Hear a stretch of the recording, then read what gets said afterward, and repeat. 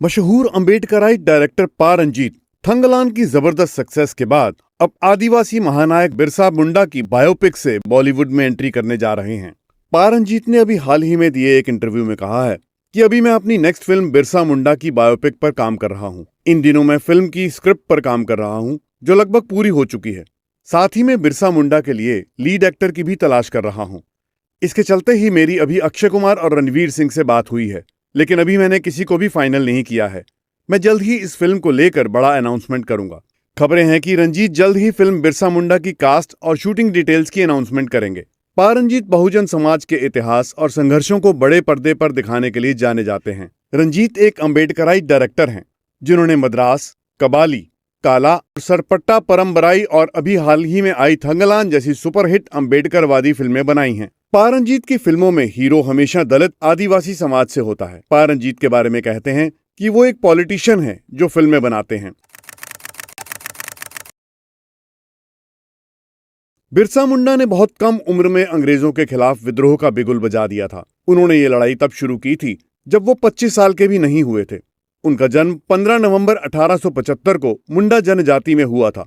उन्हें बांसुरी बजाने का शौक था। अंग्रेजों को कड़ी चुनौती देने वाले बिरसा सामान्य कद काठी के व्यक्ति थे। उनका कद था केवल 5 फीट 4 इंच। शुरू में वो बोहोंडा के जंगलों में भेड़ें चराया करते थे। सन 2000 में उनके जन्मदिन की तारीख पर ही झारखंड राज्य की स्थापना की गई थी। बिरसा मुंडा की शुरुआती पढ़ाई सालगांव में हुई थी। उन्होंने एक जर्मन मिशन स्कूल में दाखिला लेने के लिए ईसाई धर्म अपना लिया था, लेकिन जब उन्हें लगा कि अंग्रेज लोग आदिवासियों का धर्म बदलवाने की मुहिम में लगे हुए हैं तो उन्होंने ईसाई धर्म छोड़ दिया था।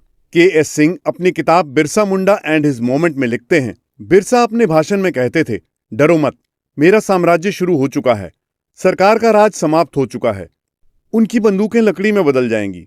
जो लोग मेरे राज को नुकसान पहुंचाना चाहते हैं उन्हें रास्ते से हटा दो। उन्होंने पुलिस स्टेशनों और जमींदारों की संपत्ति पर हमला करना शुरू कर दिया था। कई जगहों पर ब्रिटिश झंडे यूनियन जैक को उतारकर उसकी जगह सफेद झंडा लगाया जाने लगा जो मुंडा राज का प्रतीक था। अंग्रेज सरकार ने उस समय बिरसा पर 500 रुपए का इनाम रखा था, जो उस जमाने में बड़ी रकम हुआ करती थी। सन 1900 आते आते बिरसा का संघर्ष छोटा नागपुर के 550 वर्ग किलोमीटर इलाके में फैल चुका था। सन 1899 में उन्होंने अपने संघर्ष को और विस्तार दे दिया था।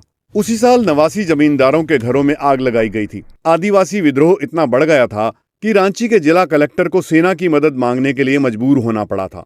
डोंबारी पहाड़ी पर सेना और आदिवासियों की भिड़ंत हुई थी। के.एस. सिंह अपनी किताब में लिखते हैं, जैसे ही आदिवासियों ने सैनिकों को देखा, उन्होंने अपने तीर कमान और तलवारें लहराना शुरू कर दी।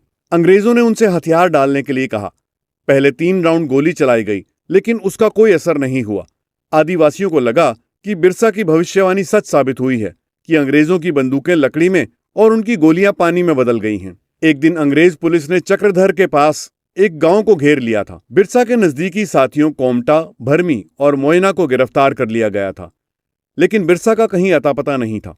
तभी एसपी रोश को एक झोंपड़ी दिखाई दी थी। तुहिन सिन्हा और अंकिता वर्मा लिखते हैं, जब रोश ने अपनी संगीन से उस झोंपड़ी के दरवाजे को धक्का देकर खोला तो अंदर का दृश्य देखकर उनके होश उड़ गए थे। बिरसा मुंडा झोंपड़ी के बीचों बीच पालथी मारकर बैठे हुए थे। उनके चेहरे पर अजीब सी मुस्कान थी। उन्होंने तुरंत खड़े होकर बिना कोई शब्द बोले इशारा किया था कि वो हथकड़ी पहनने को तैयार हैं। रोश ने अपने सिपाही को बिरसा को हथकड़ी पहनाने का आदेश दिया। ये वो शख्स था जिसने इस इलाके में अंग्रेज सरकार की नींव हिलाकर रख दी थी। बिरसा को दूसरे रास्ते से रांची ले जाया गया ताकि लोगों को पता ना चल सके कि उन्हें गिरफ्तार कर लिया गया है। लेकिन जब बिरसा रांची जेल पहुंचे तो हजारों लोग उनकी एक झलक पाने के लिए वहां पहले से ही मौजूद थे। मुकदमे वाले दिन कमिश्नर फोर्ब्स ने तय किया कि बिरसा को बेड़ियों में बांधकर जेल से अदालत लाया जाएगा ताकि लोग अपनी आंखों से देख सकें कि अंग्रेज सरकार से टक्कर लेने का परिणाम क्या होता है। तभी बाहर से एक शोर सुनाई दिया। ब्राउन दौड़कर बाहर की तरफ भागे। वहां भारी भीड़ बिरसा की रिहाई की मांग कर रही थी। उसके साथ करीब 40 सशस्त्र पुलिसकर्मी चल रहे थे।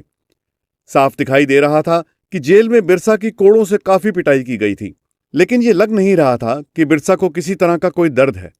यह दृश्य देखते ही ब्राउन को अपनी गलती का एहसास हो गया था। उन्होंने सोचा था कि बिरसा को बेड़ियों में बांधकर अदालत लाने से संदेश जाएगा कि अंग्रेजों के खिलाफ बगावत का परिणाम कितना बुरा हो सकता है, लेकिन इसका उल्टा असर हुआ था। लोग डरने की बजाय बिरसा के समर्थन में उतर आए थे। बिरसा पर लूट, दंगा करने और हत्या के 15 मामलों में आरोप तय किए गए थे। जेल में बिरसा को एकांत में रखा गया। 3 महीने तक उन्हें किसी से मिलने नहीं दिया गया। सिर्फ 1 घंटे के लिए रोज उन्हें सूरज की रोशनी पाने के लिए अपनी कोठरी से बाहर निकाला जाता था। एक दिन बिरसा जब सोकर उठे तो उन्हें तेज बुखार और पूरे शरीर में भयानक दर्द था। उनका गला भी इतना खराब हो चुका था कि उनके लिए एक घूंट पानी पीना भी असंभव हो गया था। कुछ दिनों में उन्हें खून की उल्टियां शुरू हो गई थी। 9 जून 1900 को बिरसा ने सुबह 9 बजे दम तोड़ दिया। बिरसा के साथियों का मानना था कि उन्हें जहर दिया गया था। आखिरी समय में जेल प्रशासन ने उन्हें मेडिकल सहायता नहीं दी। इससे उस आशंका को और बल मिला। अपने अंतिम क्षणों में बिरसा कुछ पलों के लिए होश में आए। उनके मुंह से शब्द निकले, मैं सिर्फ एक शरीर नहीं हूं, मैं मर नहीं सकता। उलगुलान यानी आंदोलन जारी रहेगा। आपको ये वीडियो कैसा लगा हमें कमेंट करके बताइए और ऐसे ही वीडियो देखने के लिए द रिवोल्ट को सब्सक्राइब जरूर करें।